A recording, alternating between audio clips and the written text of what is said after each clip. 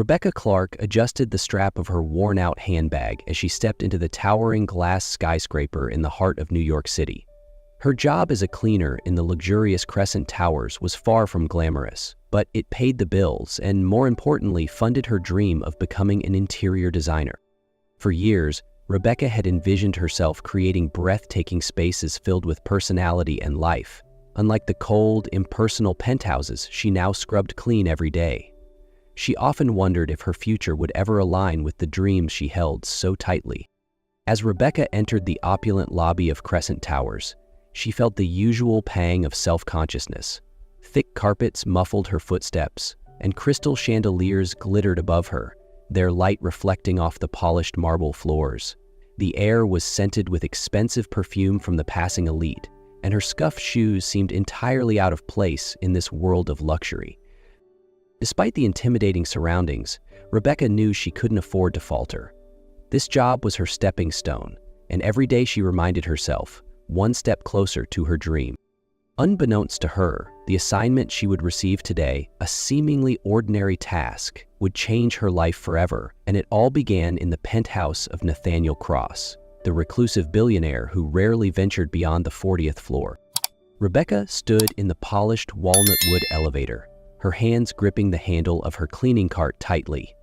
She took a deep breath, her eyes fixed on the panel as the floor numbers lit up one by one.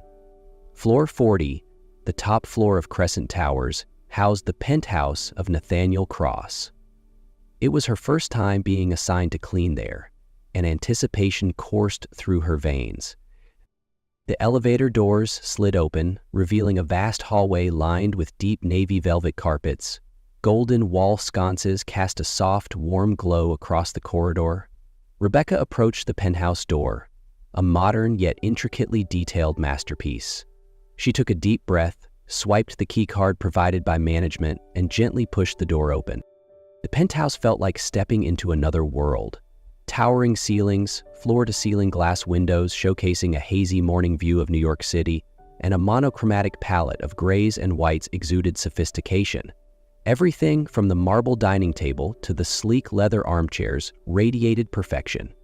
Yet the space felt lifeless, like a painting so flawless it lacked a soul. Rebecca began her work, carefully wiping down every immaculate surface. As she neared the bedroom, she noticed the bathroom door slightly ajar, wisps of steam escaping into the room. A faint scent of cool mint hung in the air, making her pause. Her heart skipped a beat. According to the schedule, the penthouse was supposed to be empty. Before she could react, the bathroom door swung open, and Nathaniel Cross stepped out. Clad in nothing but a towel loosely wrapped around his waist, his tan skin glistened under the soft bathroom lighting. His steely gray eyes locked onto Rebecca, freezing her in place.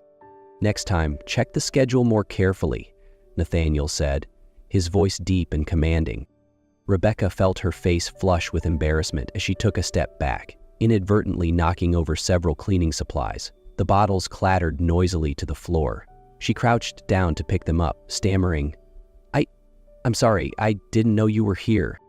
Nathaniel remained still, his piercing gaze never leaving her. Then, to her surprise, the corners of his lips curved into a faint, almost amused smile. "No need. Just carry on with your work."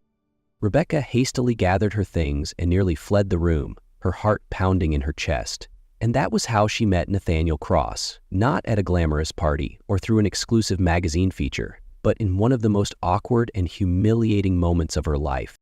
What she didn't know was that this unexpected encounter was only the beginning of a life-altering journey. In the days following their awkward first meeting, Rebecca continued working in Nathaniel Cross's penthouse. Though she tried to maintain her distance, she couldn't help but notice his increasing presence. At first, it was subtle, signs like a warm coffee cup left on the counter or a jacket draped casually over a chair. But soon Nathaniel began to appear more frequently, as though he was quietly observing her. One morning, as Rebecca carefully wiped down the marble kitchen counter, Nathaniel's deep, commanding voice startled her from behind. "You're quite diligent." Rebecca jumped, nearly dropping the cloth in her hands. She turned to see Nathaniel leaning against the doorway, dressed in a crisp white shirt and dark trousers, his piercing gray eyes watching her intently. I'm just doing my job, Mr. Cross, she stammered, the familiar heat rising to her cheeks.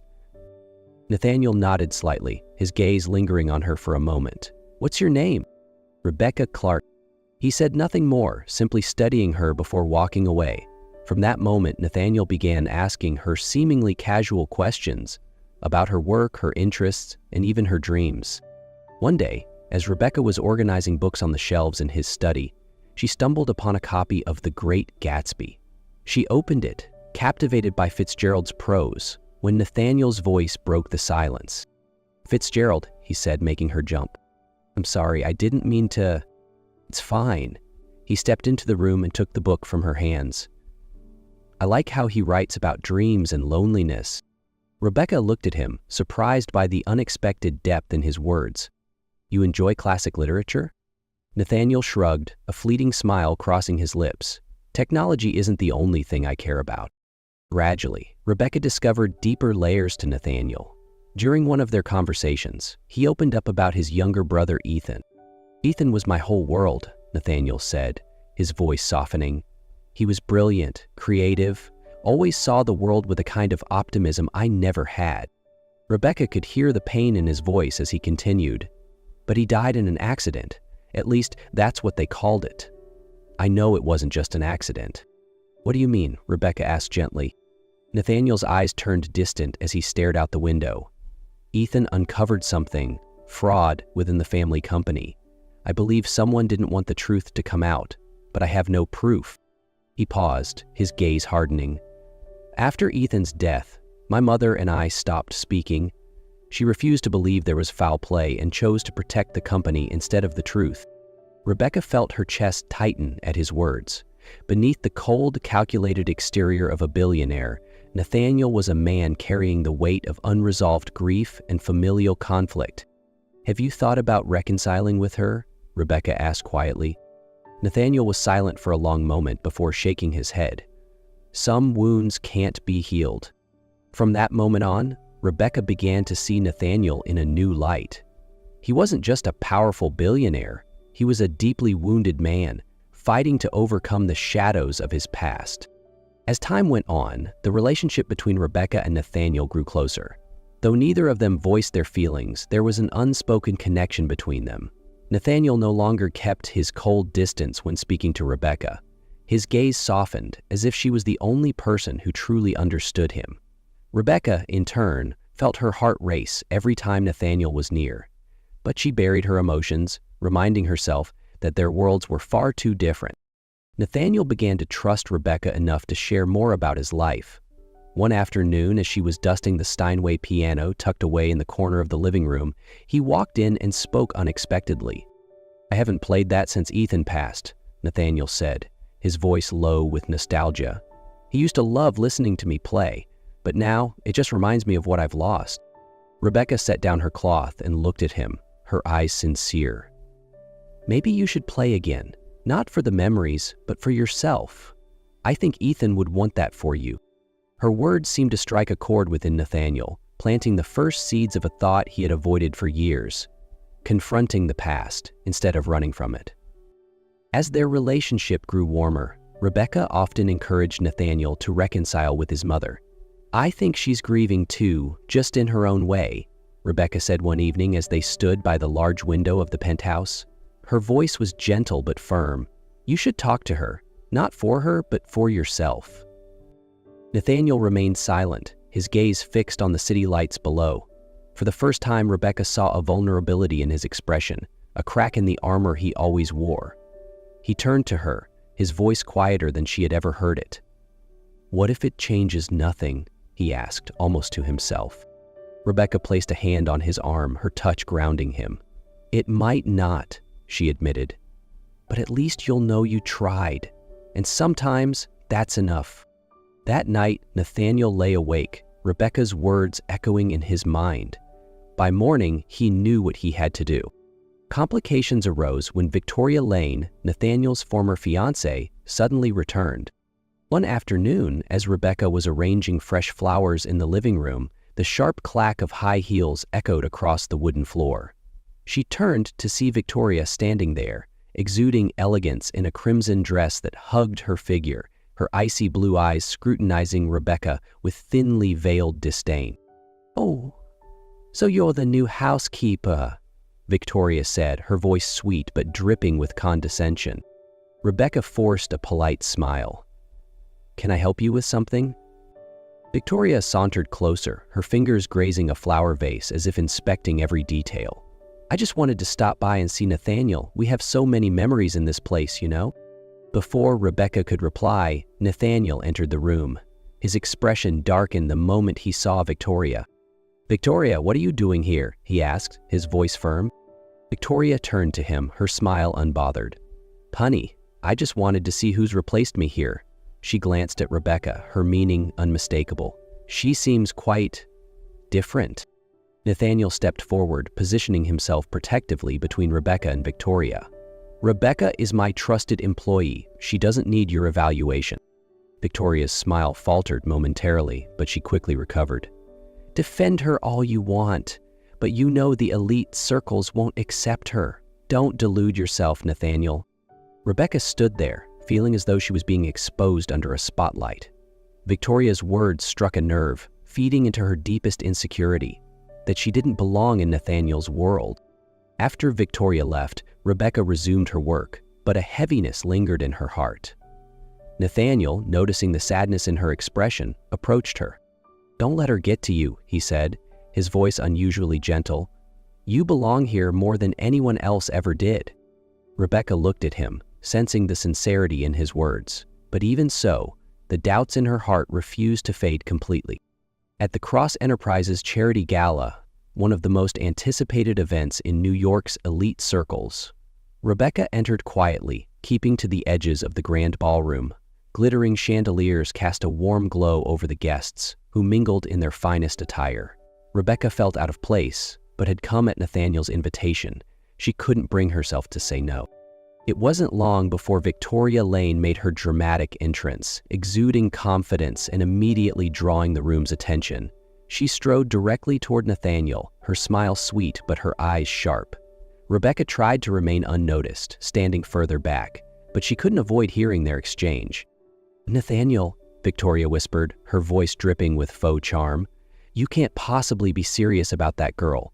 If you don't end this arrangement, I'll make sure the secrets about your company come to light. You know I have enough evidence to destroy everything you've built." Nathaniel's gray eyes hardened, a flicker of anger flashing through them. "You think I'm afraid of you, Victoria?" he said, his tone sharp. "Go ahead, do whatever you want. I'm done letting you or anyone else hold my past over me." Victoria's confident smirk faltered for a brief moment, but she quickly recovered. "We'll see, Nathaniel," she said, her voice still venomous. "Let's see how far you're willing to go for her." Nathaniel faced Victoria, his gray eyes cold but unwavering. "You can do whatever you want, Victoria," he said, his tone calm but resolute. "I'm done running from the past. Whatever you think you have over me no longer matters." Victoria faltered for a moment, clearly caught off guard by his response, but she quickly recovered, her composure as sharp as ever. "We'll see who comes out on top, Nathaniel," she said, her gaze flickering briefly to Rebecca before walking away with an icy smirk. Nathaniel turned, his eyes softening when they met Rebecca's. He stepped toward her, his voice gentle as he spoke. "I don't want you to feel unsafe here. You matter to me, Rebecca." Rebecca looked up at him, her heart warming at the sincerity in his words. Before she could respond, Nathaniel took her hand and led her toward the center of the room, directly into the spotlight. Stepping onto the stage, Nathaniel took the microphone, his commanding presence silencing the crowd. "I'm aware there have been many rumors about me recently," he began, his deep voice resonating through the hall, "and I want to set the record straight." The room fell silent, every eye on him. Nathaniel turned slightly, his gaze landing firmly on Rebecca. "Rebecca Clark is not just an employee. She is the woman I love." A collective gasp rippled through the crowd, followed by murmurs of disbelief and curiosity. Some guests exchanged shocked glances, while others whispered behind raised champagne glasses. Nathaniel, unfazed, continued, "She has helped me confront truths I've spent years avoiding. She has shown me that the past doesn't have to dictate my future." Rebecca stood frozen at the edge of the room, her heart pounding in her chest. She felt tears welling up, but it wasn't just embarrassment. It was joy, overwhelming and raw. Nathaniel's words felt like a shield, protecting her from every judgmental glance in the room. Rebecca felt tears welling in her eyes, but they weren't tears of embarrassment. They were tears of joy, of gratitude. As Nathaniel finished speaking, he stepped down from the stage, his hand reaching for hers. "I don't want to hide anymore," he said softly, his voice just for her. "The world can know how much I care for you, and I won't regret it." Rebecca smiled through her tears, warmth flooding her chest. She knew that no matter what the world thought, she and Nathaniel had chosen to face it together. The next morning, soft sunlight streamed through the expansive windows of the penthouse. Rebecca stood in the middle of the living room, taking in her surroundings. What was once a cold, lifeless space of perfect symmetry had transformed into a warm, vibrant home. Cream-colored sofas, fresh bouquets of colorful flowers, and the cozy glow of accent lighting brought the penthouse to life. Rebecca smiled, proud of what the space had become. After leaving her cleaning job behind, she had poured all her time and passion into pursuing her dream of interior design. With Nathaniel's unwavering support, she had reached milestones she once thought were impossible. One evening, while Rebecca was working on design sketches, Nathaniel walked into the room, holding a small box in his hand. He knelt before her, his gray eyes filled with both tenderness and determination. "Rebecca," he began, his voice steady but warm, "you came into my life so unexpectedly, bringing a light I didn't realize I needed. I can't imagine my life without you." Rebecca stared at him, her eyes widening in surprise, her heart pounding. Nathaniel opened the box to reveal a sparkling diamond ring. "Rebecca Clark, will you marry me?" Tears filled Rebecca's eyes, and she smiled, nodding. "Yes, I will." Nathaniel's face broke into a radiant smile as he slid the ring onto her finger. He pulled her into his arms, holding her tightly as if he never wanted to let her go. Their wedding took place in a charming garden just outside New York, a place Rebecca had always dreamed of. Under strings of twinkling lights, she walked down the aisle in a pristine white gown, her eyes never leaving Nathaniel, the man who had changed her life in ways she never imagined. As they exchanged vows, Nathaniel's deep voice resonated with love. "Rebecca, I promise to love you, in wealth or hardship, in joy or sorrow." With tears of happiness streaming down her cheeks, Rebecca replied, "I do, forever." That evening, as the lights of New York shimmered like stars, Rebecca stood by the penthouse window. For the first time, she felt a profound sense of peace. Everything she had endured, the doubts, the challenges, had all been worth it. Nathaniel approached her from behind, wrapping his arms around her. He whispered softly, "Life has a way of surprising us, but I don't regret you stepping into mine." Rebecca smiled, leaning into his embrace. "Neither do I. Everything happened the way it was meant to." And there, amidst the glowing city lights, they knew they had found their true home. Not just a place to live, but a life to share together.